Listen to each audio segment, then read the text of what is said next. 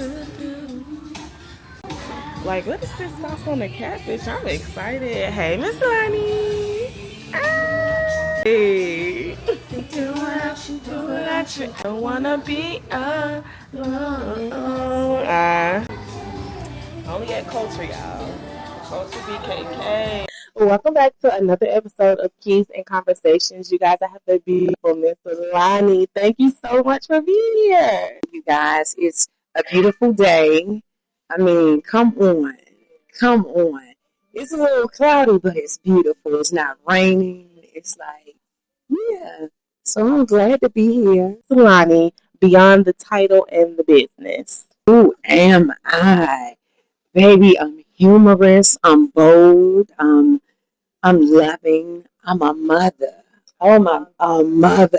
I'm an auntie. Yeah, that's who I am. I'm caring. I'm loving. Yeah, gentle. And I learned more gentleness since living in Southeast Asia. But that's who I am beyond the titles. And when I say mother, not just saying mother as a title, but just the covering, the caring, um, the nurturing. Yeah, that's who I am. We've only hung out a few times, and definitely everything she just said to the T. Okay, and we listen. We thank God for aligning us to meet because y'all know my bad. What was happening in your life when you first started thinking, I don't think America is where I'm supposed to be anymore? I would say during the pandemic, I call it the pandemic. Because it was planned. Okay. Is when I felt like God is calling me out, but I didn't know what it was. Bali started being exposed to me, living abroad and just seeing people's life abroad. And I just seen this calmness. So I feel like during the pandemic is when the ruffles started ruffling. To say, okay, started. yeah. I said, okay, God, this is the plan right here. Okay. So that's when it happened. Okay, so COVID. Yeah. COVID really started a lot of things that people actually. Yeah. And moving overseas is a huge leap of faith. What did full surrender to God actually look like for you in that season? It's to let go and let Him. It's really, and that surrender was leaving the acting industry, the very thing that I left DC to come to Atlanta for. That my call on my life was bigger than the industry. So even though I had many confirmations that I would be in front of the camera, I was good on set and all of this, God said, no, the voice and the oil that I have in your life is called to many nations. So you think it's just local, but it was international, right? So God literally was like, but you got to give me your yes. And it took a while, you guys. It wasn't just instant obedience, that surrender. No. God had to literally put the acting industry on strike. For me, it was on strike. And we went, when all of that stuff going on. Okay. Yeah. And then it was like, I heard God say, this it. So this is all you can focus on. This it right here. This move abroad. The kids are good. They out.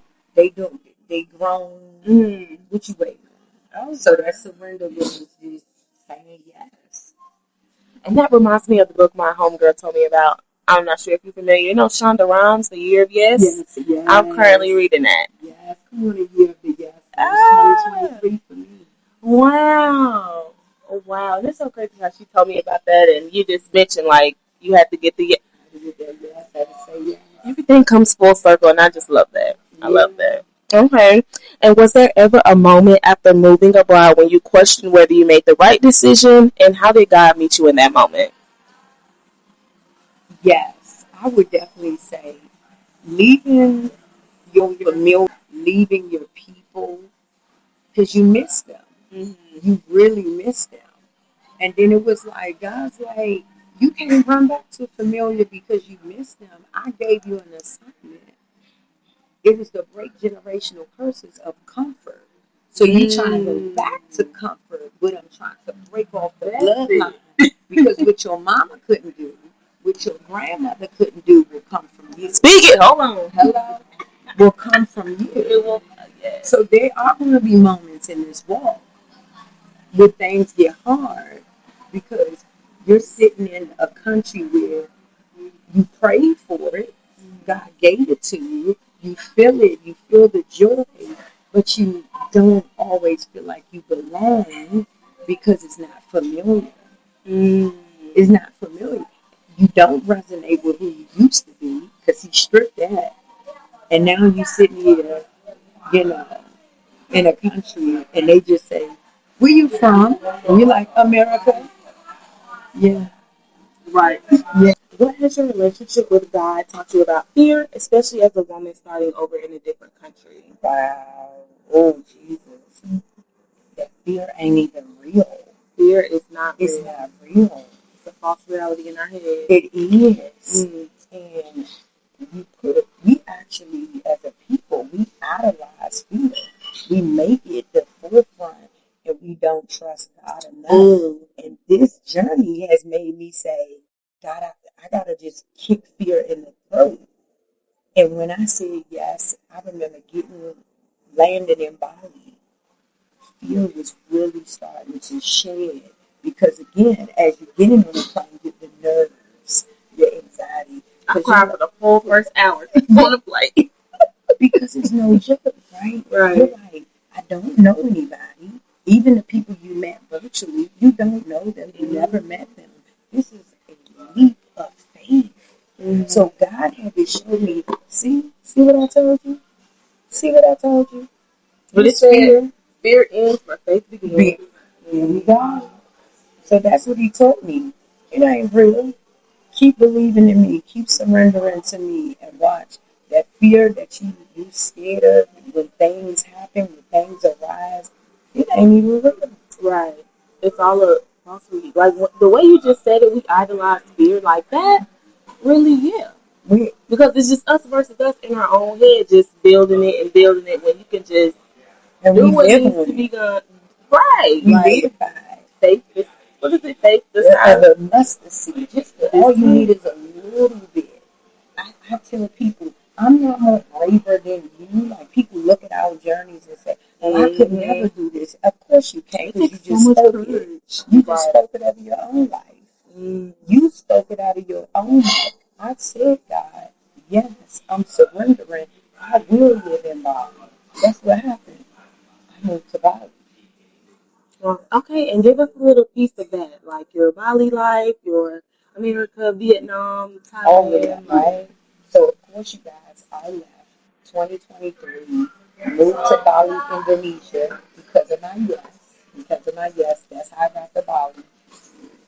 God didn't give me a blueprint. He gave me Genesis 12:1-3, where he tells Abraham, leave your people, leave your father's land. I will show you a land. That land was Bali. He didn't give a blueprint. He wasn't a perfect plan. Sometimes we're waiting for a whole layout of a plan before we move. That's not Abraham's story. He said, I'll show you a land. And because of your obedience, I will bless you amongst nations and your descendants, right? So because of my yes, so many people I've been able to assist and help with moving abroad because of my yes. And it's been amazing. God has been showing me a lot of me. I had to unlearn America because I didn't leave America to repeat America. Okay, because you'll try to keep repeating from your old life, coming over here still trying to strive because sitting down you feel like you're lazy because back home if we rested they said, oh, you lazy. That's where I'm at right now. Like, oh girl, you relaxing too hard. Let's get a move on it. Because we're so used to being guilty for resting, right? We were told even on your day off you're looking for something to do. And God's like, no, rest. I didn't bring you here to repeat America. Don't bring that over here. So to release that surrender. I'm not in control. has been a recurring thing. Like you're in under control, even when stuff just like it's not going the way it should be, or like how you plan. But being out here has just made me come to gratitude so much quicker. Like I don't know the wrong thing, but you know what? It is what it is. It is. Like Let's what we just deal with rushing it to. out. What we Right. rushing to. But America has done a great job. It's saying strive. You're behind. You're behind. You're behind. Literally. No, I'm right on time. Right. Okay. I'm on time. Mm-hmm. Yep, I'm where I need to be. It's definitely that because I still feel it. Yeah. Like, And it takes a while. but how long does it take to get out of that? Like I'm sorry. Because remember, when you think of how old you are, Mm-hmm. and you think about probably how long you've been doing it, I'm in my 40s. So think about, I've been living that way for years. I'm about to be in my third year of living abroad. It's an active thing to say, class. I have to daily, that's why I always tell people, this is a healing journey. Mm-hmm. This is not a healed journey. Mm-hmm. So if you're expecting a healed person, every day I'm choosing to take up my cross. I'm going and do it with God. That is good. I think I know the answer to this. Of all the countries you've lived in so far, which one feels most like home and why? I would say most like home, I would say Bangkok. But what I needed was Bali. I needed to understand rest. I needed to understand that it's okay to just be. I didn't know what that feel like because growing up, I grew up in the projects of Southeast DC. I'm a chocolate city. DC, okay. Chocolate city. Okay. I know that chocolate like it used to be, but you don't know what I mean. But it's like growing up in there where it was always opinionated. You grew up like that, so you felt like you had to be perfect in a way. So, for example, if you get your first apartment, somebody, if you didn't have your furniture, or why you get an apartment if you can't get the furniture? It was always never enough. Why did you get this kind of car? Why did you get this kind of car? It was never you could do what made you happy. It was always pleasing somebody else. It was always an opinion. And Bali gave me, I can just be. And it took me a minute to sit with that. That nobody was judging me because I got on jelly beans from back in the 90s when I was in school wearing jelly beans. Oh, but those from the 90s, and I'm thinking they from my time. They had them in your time too. Wow. My hair, I could rock it any type of way. I don't have to have makeup on. I can just be me. I can just embrace me. And I didn't realize how much America glorified fakeness until I left. And just looking back on Instagram now that I'm out here, it's just like all of this effort for what? For what? You trying to impress the next person that ain't got it. So Bali was it for me. And say it again. Okay, ain't got a pot or a window to throw it out. Okay. So now I can just being me, my authentic me. I love that. I'm fully embracing it. I'm trying to really adapt that mindset. So, what's something about Thailand that completely shocked you once you got here? The people. When they say the home of the smiles, people don't understand what a smile can do. You can be having the most just worst days, bad days. You come across a Thai person. It's the land of the smiles, honestly. I can't even emphasize that enough. Like, I mean, just riding by on the bike, they just gonna be. They just so happy to see they you. just that.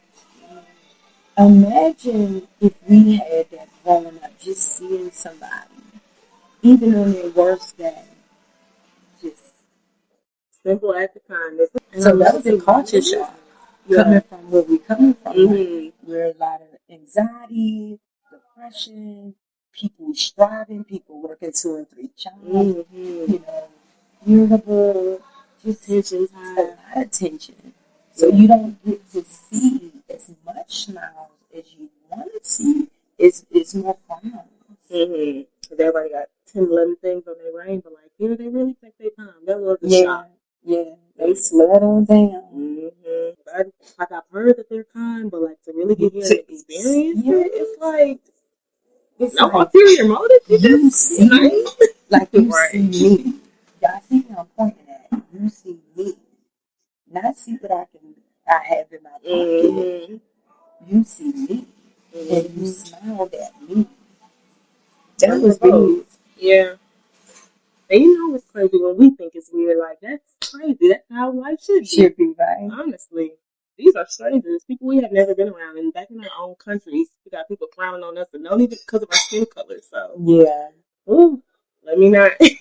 Misconception people in America have about living abroad. That it's a third world country. Oh yes, that is crazy. It's not safe. I have never felt so safe in my body as a black woman. Southeast Asia gave me that. Where I can walk down the street, people are getting smiles, even the Balinese people, and the, oh my goodness, always caring. 3 a.m. 3 a.m. I can run to 7-Eleven. Give me a toasty. You don't gotta look over your shoulder. Yeah, I'm not hyper vigilant. Right. Excuse me. Can I talk to you for 1 second? I ain't had to deal with none of that. Hey, beautiful. Hey. You don't hear me talking to you? Come on, sweetheart. Do you like that? I ain't got time. Okay. So that it's been wrong. a beautiful thing not to be catcalled and bombarded with foolishness. Like I can just be in my business. So yeah, I would say the safety and them talking about is third world. Because third world is diabolical. They are so advanced here. Like the infrastructure, they are America so aesthetic. Could never. Even where we at now, like this place is beautiful. A whole vibe. And they love us here. They appreciate us. So you have adult children. How did they react when you told them you were moving overseas? Okay. So the funny thing is, my son looked at me and said, "Okay, mom, do it." I said, "I'm thinking about moving abroad," and he was like, "Do it. I know you can. Like I've seen you always do it." And my daughter, let me tell y'all, let me tell you about the shade. Oh, she was like, "Okay, so now I can live my life." And as a mother who always been overprotective, that was real. That's that's real. Because you're trying to be in God's way. You know, He didn't say overprotect till they can't live. So that was my daughter's way of saying I get to live life. So they was happy for me. They was excited. You know, even when my son took me to the airport, you know, because I get this question asked a lot, like, what about your kids? What about your family? I said, I don't have no dependents. I got independent children that they on their own, they work. You know, I'm an empty nester. I don't have to be empty nesting in the U.S. You are living a life. It says, live my life. Okay. And to see more black people taking that road.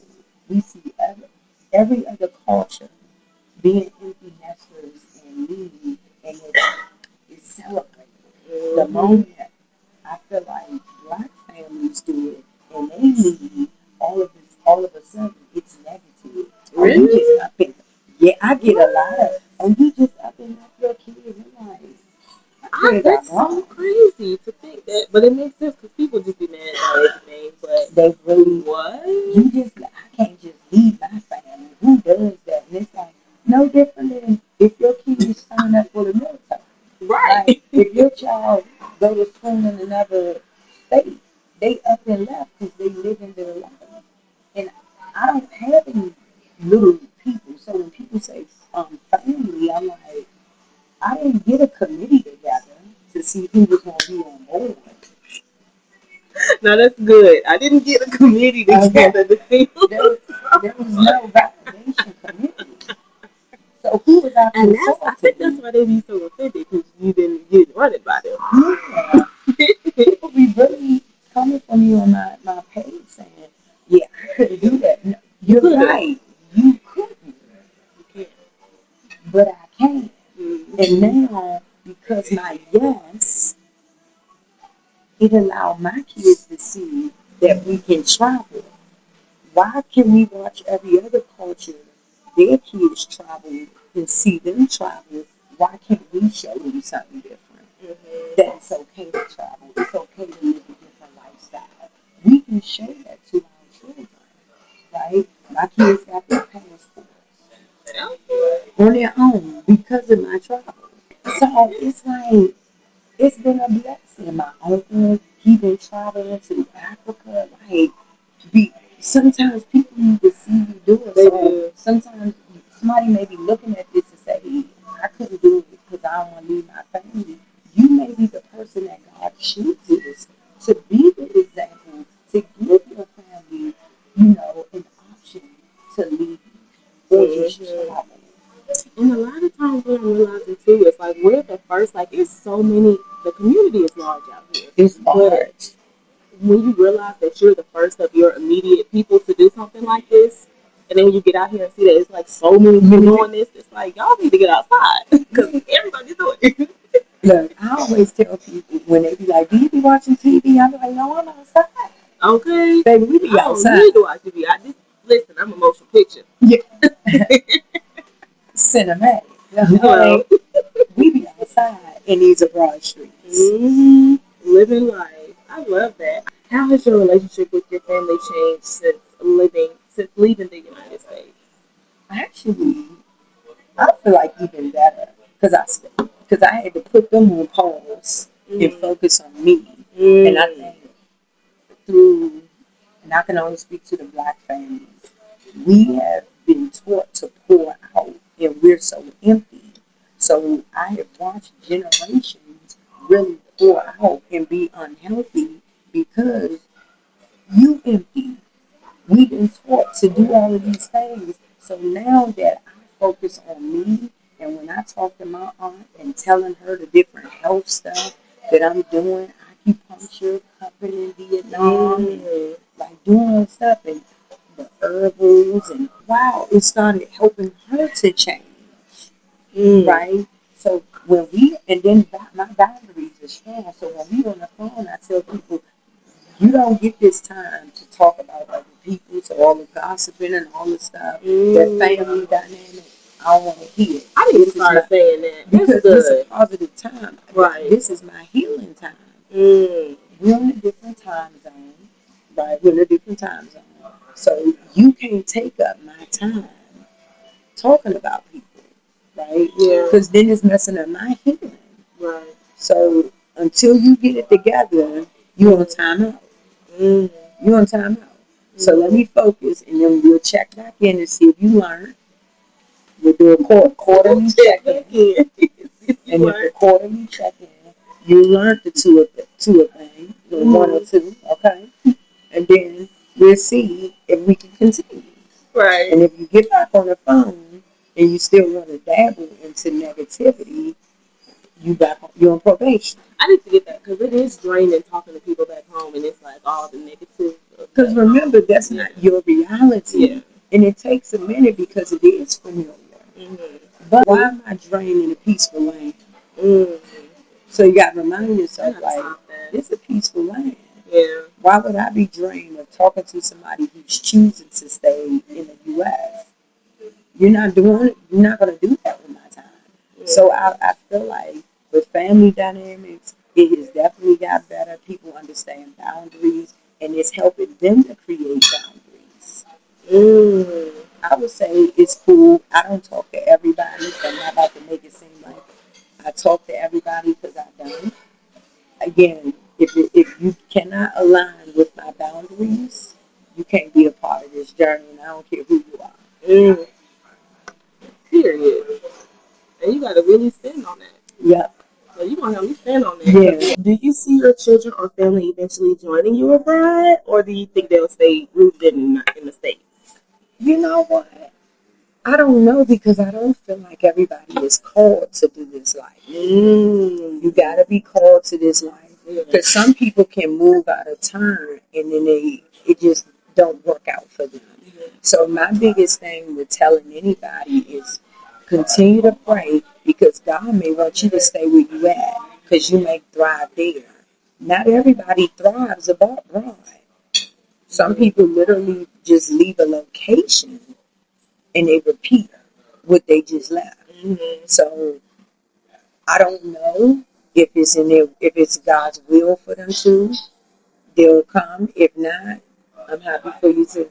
But you support I support any and that's every journey. Okay. Yeah, Thank you. I support it. And as a mother and a mindset coach for women over 40, what is the biggest lie women tell themselves that keeps them from creating that life that they actually want? I'm too old. I'm too old.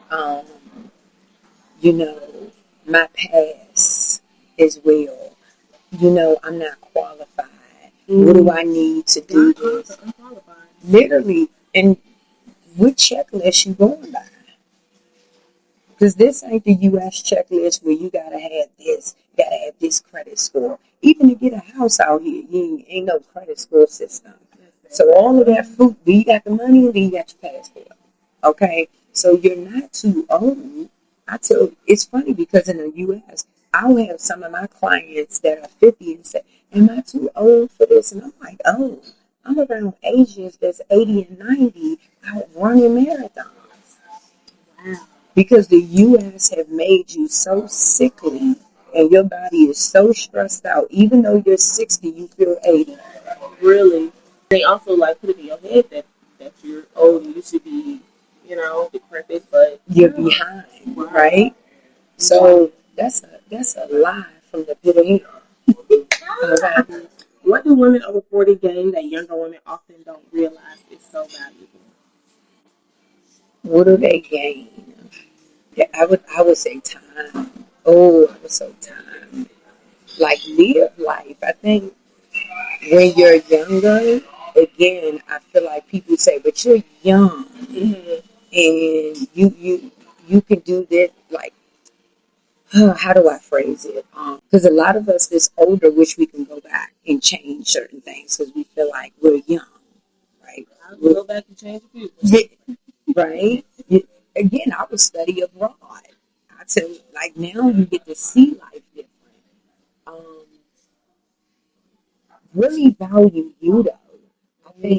I think a lot of times at such a young age we go through so many relationships, heartache, because we just don't value yourself at that age. Right? It's just a lot. It took some time to start really valuing myself. Valuing yourself is not selfish. We're taught that, and having that knowledge so early on will save you so much friendships and relationships.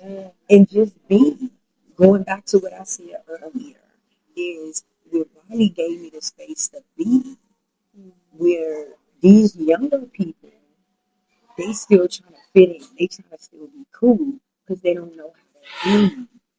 Because when they was trying to be, they got bullied. When they was trying to be, the world said, "Nah, alter it. Nah, we don't want that look. We want this look. We want." It just stay authentic to you, even if you're going to be criticized. So you're gonna be criticized a lot. Right? How about it? And then the world will catch up because then they'll mock you. The same thing that they mocked and criticized you for, they'll copy it. So stay authentic to you and see it later be copied. That's a good nugget. And what have you had to grieve in order to embrace this life abroad? We'll say the old version of me because sometimes the little turn up, you know, just certain parts, you be like, I remember I used to do that. When you listen to certain stuff and then you be wanting to hit a little two-step, or you want to, and then you be like, that's not me. Or even having conversations with old people, even old relationships, you like, I wonder what they doing. A lot of it is not because you miss them. Sometimes it's you want to go back to show people what you're doing now. So one of the things that I tell my clients is, don't allow you trying to prove to your past that you made it. Ooh. Because you want to open up a door. Because you remember some of the people that said you ain't going to be this, you ain't going to amount to nothing. Even some of your own relationships dogged you out. So a part of that is like, oh, I want to see if they see my posts. I mean, let me see who's doing it. Come on, let me see. Come on, let me see the views. Do they see me out here? And God saying, don't let me strip it away. Because your pride, because you looking for validation for something I gave you. So don't open up those doors just for to say, see, look what I did. Living in vain. And I have to catch myself sometimes to get to do it with God to check me and was like, I'm accordingly. Hello? Yeah. Because some people have had to go back to the U.S., right? So I want to stay living abroad. So I just be happen to catch myself like, okay, I ain't do it for them. Reminding yourself. Because again, them old ways want to creep back in. Because you want to be petty. So I want to be petty some days, y'all. I do want to be petty. I do want to say, nah. I do want to go back. For real. And you know what? I have to realize too, they're still checking anyway, so I really don't have to do too much. They're going to check anyway. And they know that they don't have access to you. It's the access part. You just got to not open it. Right. Go back. They already know that they don't have access to you because you're way out of the league now. It's us going back to say, when they send a message, hey, WYD, who's doing that? And I'm abroad. For real. I'm abroad. I'm abroad. I'm just saying. I'm abroad. Say it again. I'm abroad. Sorry. What part of yourself have you discovered since leaving America that you don't think you would have discovered had you stayed? More boundaries about myself. So one of the things that I've realized, and I say this to a lot of my clients that are thinking about moving abroad, is we feel like when we elevate, we have to give people access, right? It's just one of those, because it's like your family, your friends. But one of the things that I've realized is on my healing journey, I don't owe everybody access. And everybody is not ready for what you're doing. It doesn't mean that it's any friction or it's bad, right? That's just like people would ask me, like, have your kids come visit you yet? No. God would know when it's ready, because people, it don't matter the title of anybody. You can invite somebody on a journey that's not ready to experience that part of you. You weren't even ready for you, this new version of you. So now everybody wants front row seat to this new version. It's like an entitlement almost. It feels that way, but in America we do that. When we get a new car, what do? Oh, you picking people up. Yeah. You make a pose. Then you gotta let the people know. Right. You the driver. Everybody got access to your house. How you want an invitation to a housewarming, and I ain't seen you since we graduated high school. But then you invite them, right? Hey girl, yeah, if you in the girl, I'm here. I just bought my house. I got the pool. Come past with your kid. You feel like you obligated to give access to familiar. living abroad, and I'm being truthful because I know some of you guys are going to resonate, and I know it doesn't resonate with, yeah, because we do it, we literally do it. But living abroad made me realize, like, Lonnie, did you come all the way this far to just swing the door open for everybody? Because now, again, you have people from your high school, people that work with you, everybody. Oh, you in Bali? Oh, girl, I'm coming to Bali. Asking questions, trying to visit, want to stay at your house, want to pull up, want to be a host for them. And I don't have the capacity because this is a healing journey. This was my surrender. This is not me retired and kick back, and I have the emotional capacity to just be being a tour guide to you. I don't have the capacity. It's like, how do you explain it to people? Because that just like that. So nice, but and I say it just like that because I don't. I only have the capacity for the space in this hour. They're on vacation. They're coming for a good time. So I'm overstimulated. Right. And I can't just exit out. Once you over here, I'm going to feel like I'm obligated to entertain you until you leave. So I bow out gracefully and I say, we can get a tour guide if God reveals that this person is coming and is fine. But other than that, no. Yeah. That's why I always say this, you guys. When people say, I'm coming to visit you in Bali, I say, let me stop you.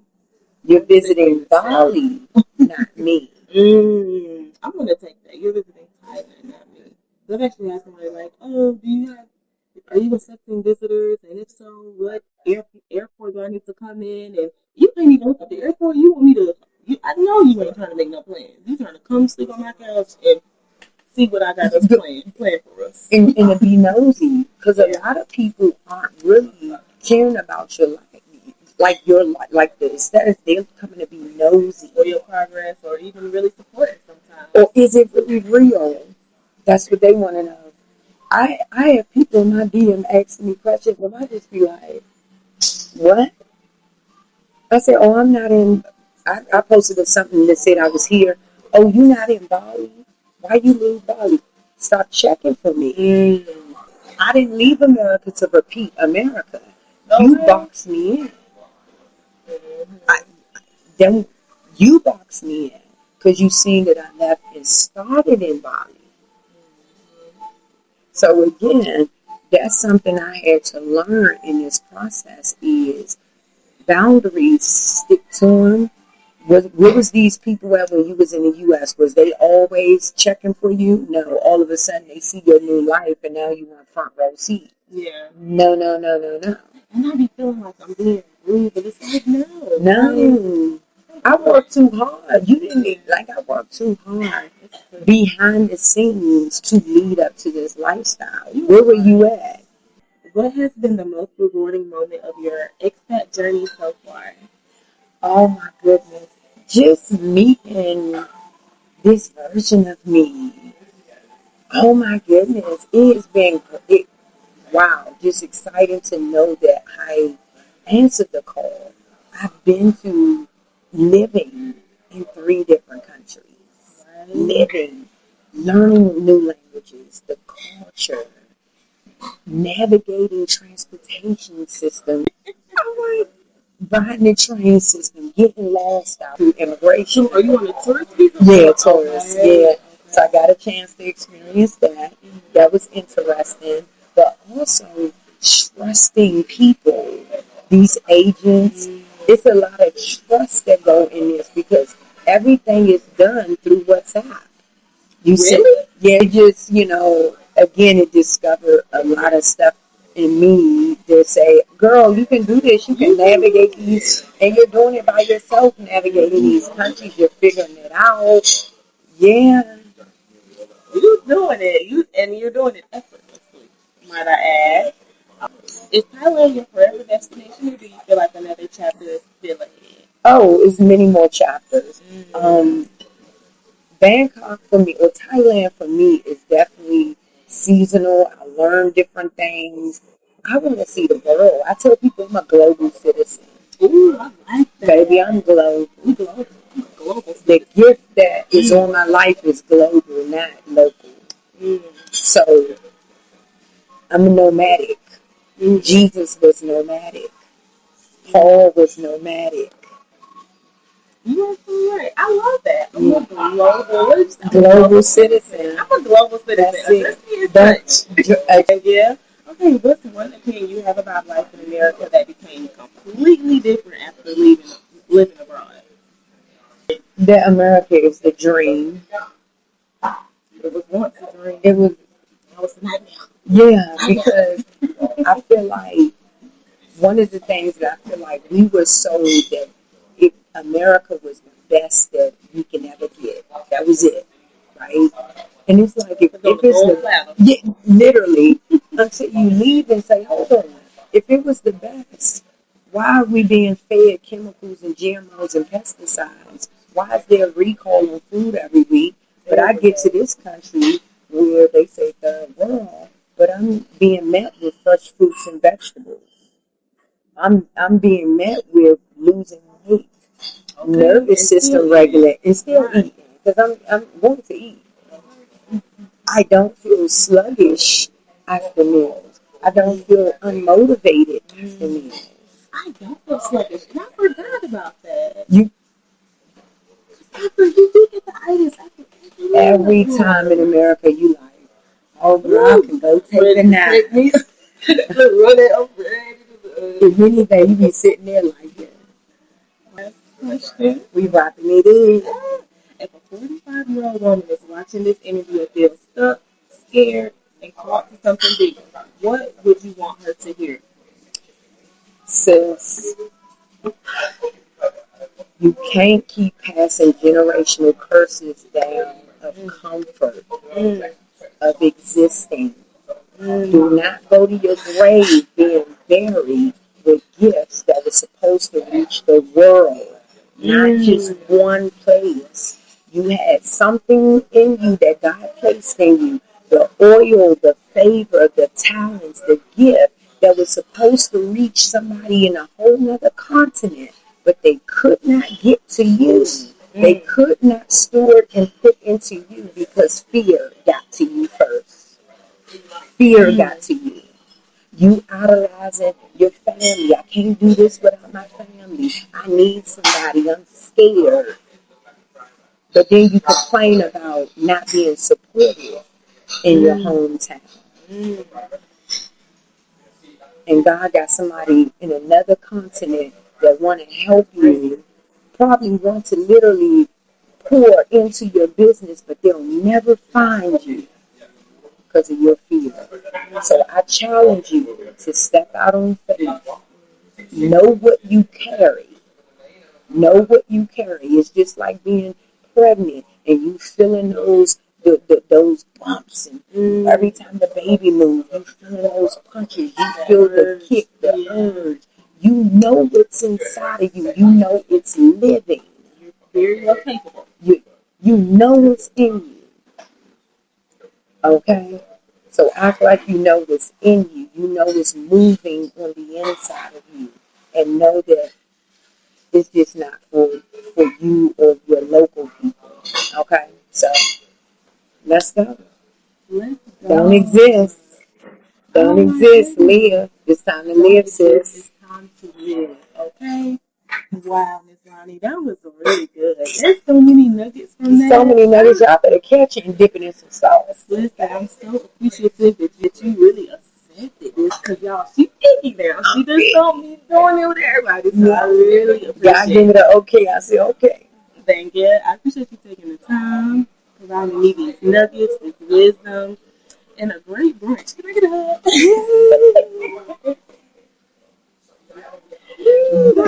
Great. All right. Yes, but before we leave, I just want to pray over her. I just want to pray, okay? Lord, I just thank you for Key, Lord. I thank you that you have birthed something in her, Father God. This podcast, Lord, that will reach many nations, many people who will be watching this podcast thinking that they didn't have hope, but they'll come across this and say, wow, thank you, Lord, for this confirmation. You've been telling me I was sent out. You was telling me that I had more in me. And I came across her podcast. So God, we just thank you for her, yes, and agreeing to even come to Thailand, but also birthing this gift in her. So just cover it, Lord.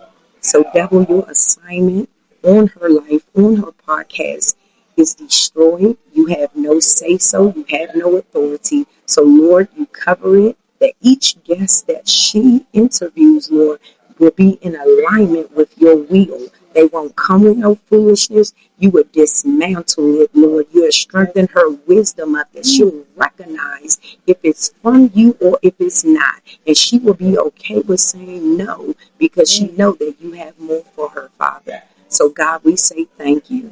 In Jesus' name, amen. Amen, amen, amen. Amen. All right, y'all. Until next time. Thank you so much. Love y'all.